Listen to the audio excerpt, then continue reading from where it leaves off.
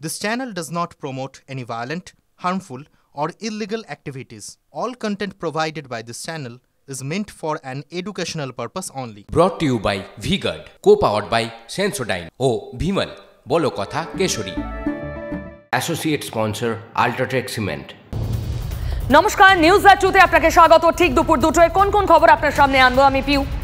শুরুতেই আপনাকে বলি, দেশের সর্বোচ্চ আদালত, শীর্ষ আদালত সুপ্রিম কোর্টে এসএসসি সারেন্ডার করে বলেছে সিঙ্গল নথিও তাদের হাতে আর নেই। কোনো যোগ্য অযোগ্যের তালিকা তারা আর নথি হিসাবে দেখাতে পারবেন না।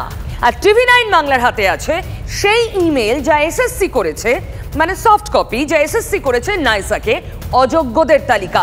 কার কার নম্বর বাড়াতে হবে তার ডিটেল লিস্ট নাইসা মানে যারা ওই উত্তরপত্র দেখেছে, তারা আবার সাবটেন্ডার দিয়েছিল অন্য গল্প। নাইসাকে সেই মেল করেছে এসএসসি, আর সেই তথ্য আমাদের হাতে আছে। আমি এ নিয়ে আরও কথা বলবো। আমার সঙ্গে রয়েছে এই মুহূর্তে সুমন মহাপাত্র, আমার সহকর্মী। সুমন, এ তো একেবারে এরপর কি হবে সুপ্রিম কোর্টে 16 জুলাই, এরপর কি হবে? তো হাতে গরম নথি। একেবারেই তাই। দেখো, এসএসসি তারা কিন্তু নাইসাকে মেল করেছিল এবং মেল করে তারা কিন্তু বলেছে যে এদের নম্বর বাড়িয়ে দিন, এবং এক দফায় মেল করেনি পিউ, একাধিক দফায় বারবার মেল করে বলেছে। বিরোধীরা বলছেন বারবার টাকা এসছে, বারবার নাম এসছে, বারবার তাই নাম পাঠাতে হয়েছে। এবং পরিষ্কারভাবে যেটা দেখা যাচ্ছে, এসএসসির করা মেল নাইসাকে, সেখানে নাইসাকে যেমন মেল করা হয়েছে তাদের অফিসিয়াল মেল আইডিতে, তেমনই কিন্তু পঙ্কজ বনসাল, নীলাদ্রি দাস এবং মোজাম্মেল হোসেন, এই তিনজনকেও মেল করা হয়েছে। এবং মেল করে বলা হয়েছে এরা সাদা খাতা জমা দিয়েছে, এদের নম্বর কম, এদের নম্বর এতটা বাড়াতে হবে। এইভাবে কার্যত একাধিক মেল চালাচালি হয়েছে নাইসা এবং এসএসসির মধ্যে। সেগুলো সিবিআই এখন তাদের সার্ভার থেকে বাজেয়াপ্ত করেছে। এখন এসএসসি কিভাবে বলবে আমরা অযোগ্যদের চিনি না, জানি না, কারণ এসএসসি থেকেই, এসএসসির কম্পিউটার থেকেই মেল গিয়েছে নাইসায়, এবং সেই এক্সক্লুসিভ যে মেল, যে ডকুমেন্ট, সেটা কিন্তু সিবিআই বাজেয়াপ্ত করেছে, এবং তার যে নথি সেটা আমাদের হাতে রয়েছে। এবং ভবিষ্যতে যদি এসএসসি সারেন্ডার না করে বলে যে আমরা জানি না অযোগ্য কারা, তাহলে কিন্তু এইটা সিবিআইয়ের বড় অস্ত্র হতে পারে। তার মানে সুপ্রিম কোর্টে এসএসসি যা দাবি করে এসেছে তা সর্বৈব মিথ্যে। সমান সঙ্গে থাকো, কি বলছেন শুভেন্দু অধিকারী শোনাবো। মমতা ব্যানার্জি সহ তার পুরো ক্যাবিনেটকে ধরে ঢুকিয়ে দেওয়া উচিত। এসএসসি টেসএসসি কিছু নেই, সবাই ল্যাম্পপোস্ট। যা হয়েছে মমতা ব্যানার্জির নির্দেশে হয়েছে। মমতা ব্যানার্জির ভাইপো চাকরি বিক্রি করে টাকা তুলেছে, সেগুলো রেগুলারাইজ করেছে মমতা ব্যানার্জি। সেই কারণে মমতা ব্যানার্জির ফ্যামিলির 38টা প্লট হয়েছে ওখানে, এবং কৃষি ভাইপো চার্টারে চড়েন, চপারে চলেন, এবং বিদেশে গিয়ে চিকিৎসা করেন এই অবৈধ টাকা থেকে। এসএসসি টেসএসসি কিছু নয়।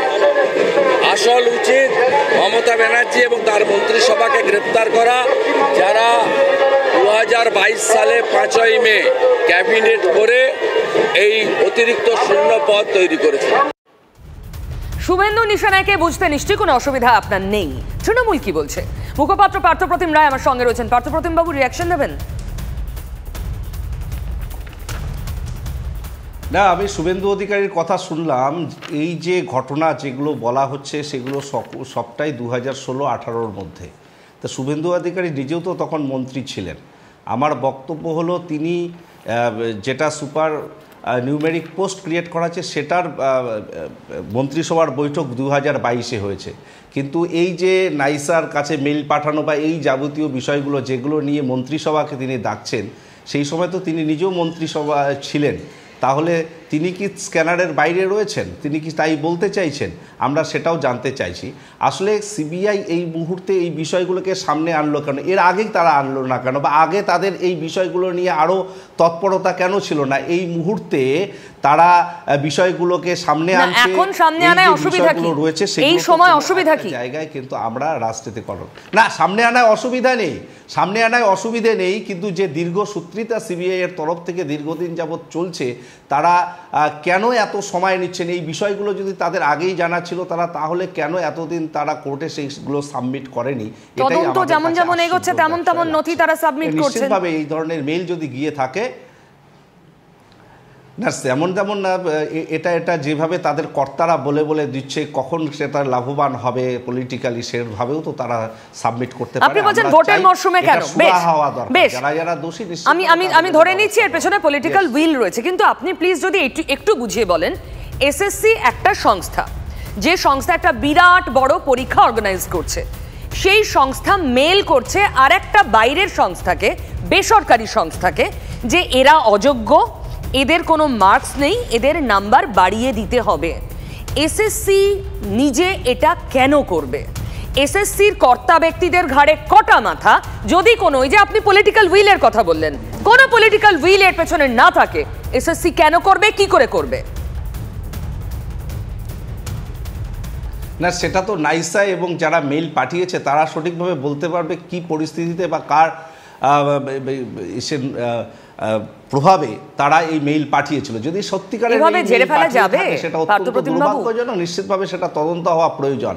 আমরা ঝেড়ে ফেলার প্রশ্ন নয়, যেহেতু এই দুর্নীতির প্রশ্নগুলো উঠেছে, আমাদের আজকে বিভিন্ন মন্ত্রী থেকে শুরু করে এসএসসির শীর্ষ কর্তারা সবাই আজকে জেলের ভেতর রয়েছে। নিশ্চিতভাবে কিছু বিষয় সামনে এসেছে বলে তারা সিবিআই তাদেরকে নিয়েছে, কিন্তু এতদিন পর্যন্ত তারা সেমনভাবে কোনো তথ্য প্রমাণ খাড়া করতে পারেনি।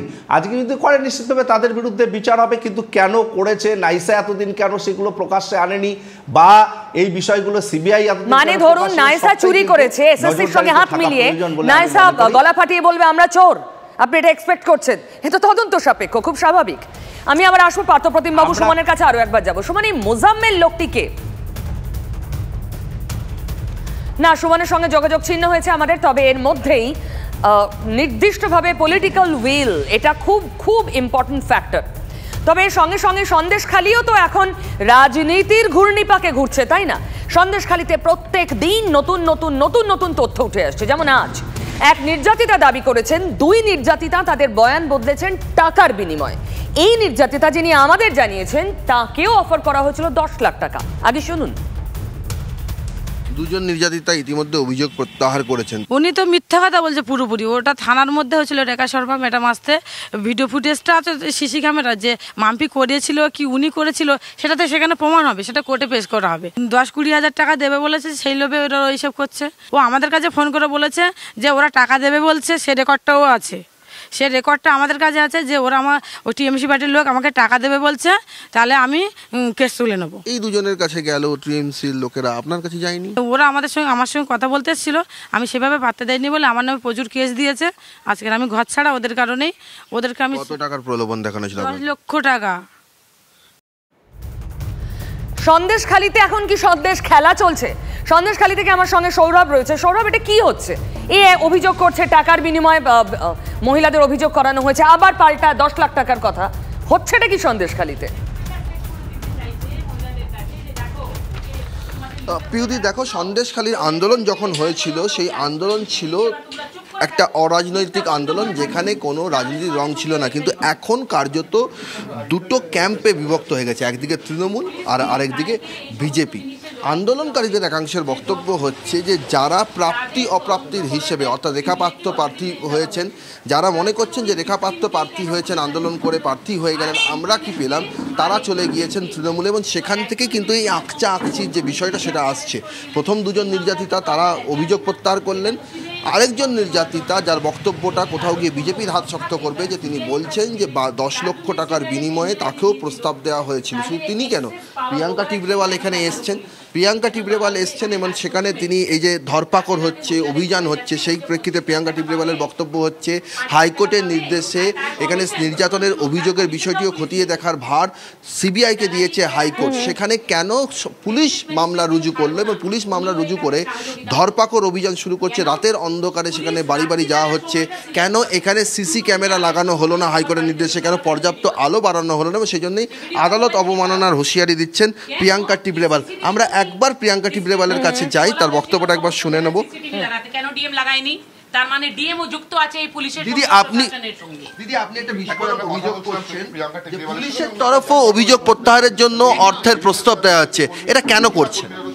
পুলিশ মিডিয়েটর হয়ে দাঁড়িয়েছে, পুলিশ এদের কথাগুলো শেষ করে দেওয়ার জন্য টাকা অফার করছে, তাতে কমিশন খাবে। এই কাটমানি তো পুলিশও তো করে। কাউকে কি পুলিশ এরকম টাকার অফার দিয়ে? হ্যাঁ দিয়েছে, অফার দিয়েছে পুলিশ। সেটাকে আপনি আদালতে জানাবেন? একদম জানাবো, নাম ডিটেইলস, কারা দিয়েছে, পুলিশের কোন অফিসার দিয়েছে তার নামও জানাবো। সৌরভ, তো ভয়ঙ্কর অভিযোগ, টাকা অফার করেছে পুলিশ। দেখুন, এখন সরকার নিজের ইজ্জত বাঁচানোর জন্য পুরো টাকা এখানে লুটিয়ে দেওয়ার জন্য রেডি আছে। আরে আপনি একটা ভয়ঙ্কর অভিযোগ করছেন পুলিশের বিরুদ্ধে, পুলিশ টাকার অফার দিচ্ছে। একদম দিচ্ছে। আর টাকা পাবে কোথা থেকে পুলিশ? কে দিবে? সরকার দিচ্ছে, টিএমসি দিচ্ছে। কেন? তারা বলেছে যে এবার আমাদের তোমরা মুখটা একদম পরিষ্কার করে আমাদের ছবিটা ক্লিন করতে হবে, আর এদেরকে বদনাম করো, কলঙ্ক লাগিয়ে দাও যে এরা মিথ্যে কথা বলেছে। যদি একজন দুজন চারজন এরকম কথা বলবে তো কেউ এদের বিশ্বাসই করবে না, সবাই ভাবে যে সন্দেশখালীতে কিছুই হয়নি। আদালত অবমাননার একটা হুঁশিয়ারি আপনি দিয়ে রেখেছেন, কেন দিচ্ছেন, কোন গ্রাউন্ডে? এটার কিন্তু এফআইআর নোট করার পুলিশের কোনো ক্ষমতা ছিল না। যদি কোনো ভিকটিমের অভিযোগ আছে তাহলে এটা কোর্ট অর্ডারে পরিষ্কার বলে দিয়েছিল যে অভিযোগটা এই ইমেল আইডিতে সিবিআইকে জানাবে। তো একজন ভিকটিমের যদি কোনো অভিযোগ ছিল যে না আমি ভিকটিম না, আমাকে জোর করে বা ফর্জারি করিয়েছে, সেই অভিযোগটা তো সিবিআই এর কাছে যাওয়ার কথা ছিল, পুলিশের কাছে গেল কেন? পুলিশি অভিযান নিয়েও আপনি প্রশ্ন তুলছেন, কেন তুলছেন? এখানে পুলিশ নাই, শাহজাহান ভিতরে আছে, শাহজাহানের হয়ে এখন পুলিশ এখানে কাজ করছে। যেখানে নিজে দাঁড়িয়ে অভিষেক ব্যানার্জি বলছে যে শাহজাহানকে সরিয়ে দেওয়ার আগে আমাদেরকে চিন্তা করার দরকার ছিল, একটু দেখে নেওয়ার দরকার ছিল। অভিযানের সঙ্গে সিসি ক্যামেরা, পর্যাপ্ত আলোর কি সম্পর্ক? যেখানে ডিস্ট্রিক্ট ম্যাজিস্ট্রেটকে কোর্ট একবার না দুবার বলেছে যে কোনো টেন্ডারের জন্য এইটাকে আপনি ডিলে করবেন না, সরকার থেকে টাকা নিয়ে সিসিটিভি আর স্ট্রিট লাইট সমস্ত এলাকাতে লাগাবেন। লাগায়নি তো ডিএম, তার মানে ডিএমও যুক্ত আছে এটাতে। এই কাটমানি সিন্ডিকেট উপর থেকে নিচে। দেখুন আমি এই মামলা যখন করেছিলাম তখনই বলেছিলাম বিএলআরও, ল্যান্ড অফিসার থেকে নিয়ে সমস্ত এসডিপিও উপর থেকে নিচে সমস্ত অ্যাডমিনিস্ট্রেশন এখানে কিন্তু ইনভলভড আছে। সেই কথা আজকেও কিন্তু স্পষ্ট হয়ে গেল যে রাতে পুলিশ বাড়িতে যাবে ধমকি চমকি দেওয়ার জন্য, সেই জন্য ডিএম সিসিটিভি ক্যামেরাই লাগাচ্ছে না। সৌরভ, আপাতত তোমাকে ধন্যবাদ। অত্যন্ত গুরুত্বপূর্ণ কিছু পয়েন্টস রেজ করলেন প্রিয়াঙ্কা টিবরেওয়াল, বিজেপি নেতা। পুলিশের বিরুদ্ধে মারাত্মক অভিযোগ, টাকা অফার করছে পুলিশ, টাকা দিচ্ছে কে পুলিশকে? টিএমসি। পার্থপ্রতিম বাবু।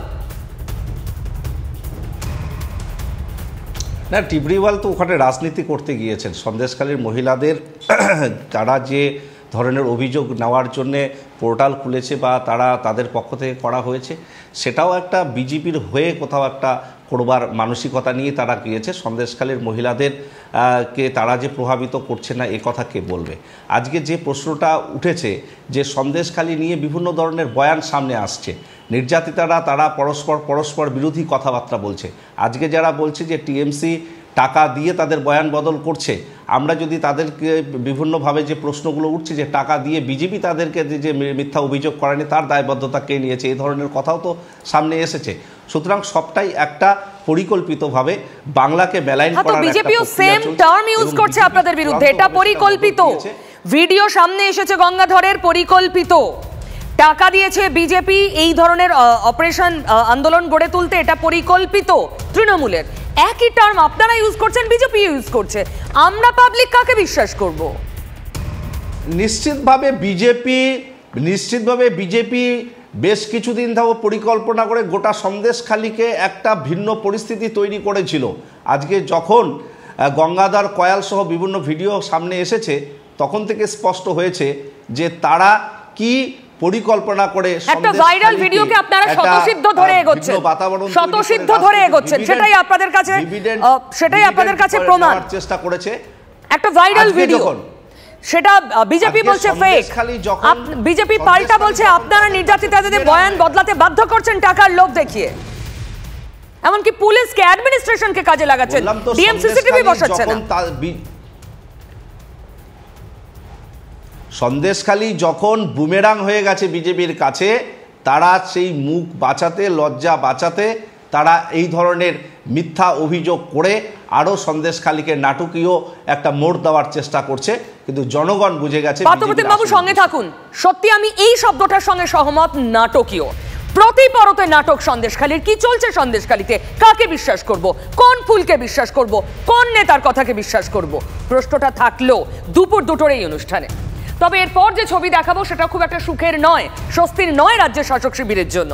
বিএলআরও গিয়েছিলেন, তিনি জমি মাফিয়া দৌরাত্ম্য চালাচ্ছে খবর পেয়েছিলেন। আমরা খবর দেখিয়েছিলাম, আমরা শনিবার খবর দেখিয়েছিলাম করণদিঘি উত্তর দিনাজপুরের, সেখানে নাগর নদীর মাটি আর বালি তুলে ফেলা হচ্ছে, লুকিয়ে পাচার করা হচ্ছে। মাফিয়া ধরতে বিএলআরও গিয়ে রক্তাক্ত হলেন। দেখুন বিএলআরের কথা শুনুন। একটা বাইকে দুজন আর একটা বাইকে তিনজন হঠাৎ এসে গাড়ি থামিয়ে, পাশে ছিল কাঠ চেরাই, নতুন কাঠের চেরাই করা লাঠি, ওই অটো দিয়ে এসে সঙ্গে সঙ্গে আমাদেরকে মারতে লাগলো। তো আমরা তিনজন ছিলাম, একজন ড্রাইভার, চারজন ছিলাম। ড্রাইভার সমেতকে মেরেছে, ড্রাইভারকে বেশি মেরেছে, সবাইকে মেরেছে। অভিযোগ বলে কিছু না, আমরা মাঠে রেড করতে গিয়েছিলাম, বালি রেড করতে গিয়েছিলাম, যেটা বালুর ওই ঘাটটাতে।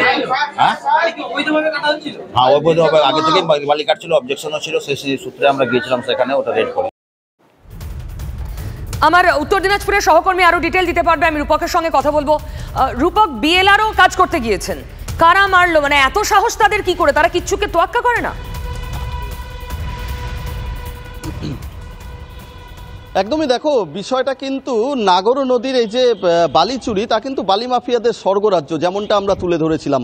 কার্যত আজ সেটাই কিন্তু প্রমাণ হলো। একজন সরকারি শীর্ষ আধিকারিক বিএলআরও, যিনি জমিতে, সেখানে নাগর নদীর জমি থেকে মাটি তোলা হচ্ছে, পাচার করা হচ্ছে, সেই অভিযোগের ভিত্তিতে তিনি সেখানে তদন্তে যান, রেড করতে যান, তখন কিন্তু তার উপরে এই ধরনের হামলা হলো। কার্যত তিনি যেদিকে আঙুল তুলছেন তা কিন্তু এই মাফিয়াদের বিরুদ্ধেই। তিনি আবারও যেটা বলছেন যে গ্রামবাসীরা তাদেরকে বাঁচিয়েছে, অর্থাৎ গ্রামবাসীরা যদি না আসতো তাহলে হয়তো তাদের প্রাণে মেরে ফেলা হতো, এমন গুরুতর অভিযোগ। তার মানে রূপক খুব নির্দিষ্ট করে এদের পাশে একটা এন্টায়ার সিস্টেম আছে, পুলিশের সাহায্য আছে, তাই তোয়াক্কা না করে সরকারি কর্মীকে এরা মারধর করতে দিনে দুপুরে দুবার ভাবেন না।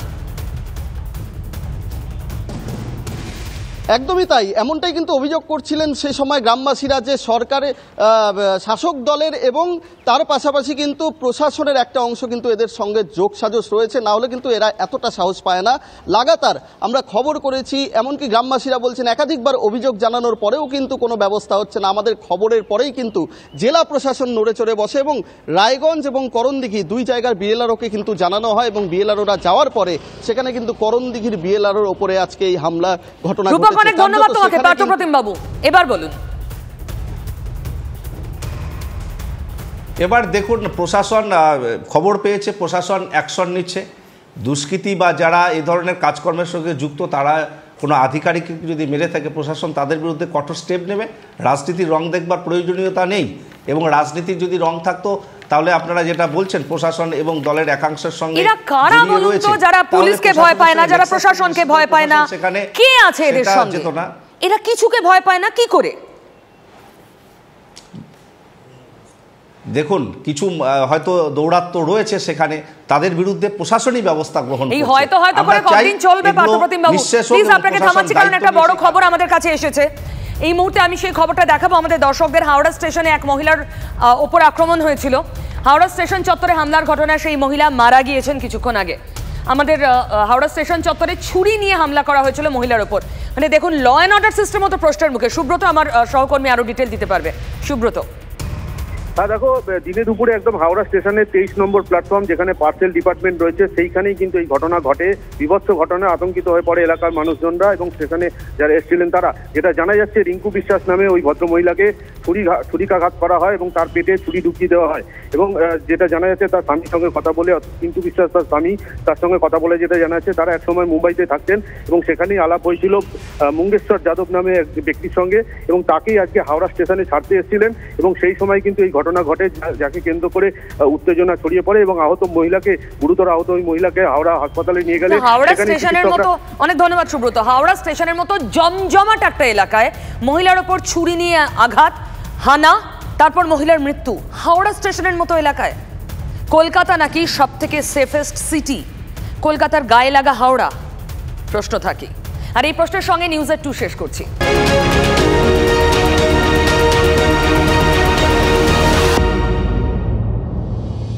Brought to you by V-Guard, co-powered by Sensodyne O Bhimal, বলো কথা কেশরী। Associate sponsor Ultratech Cement.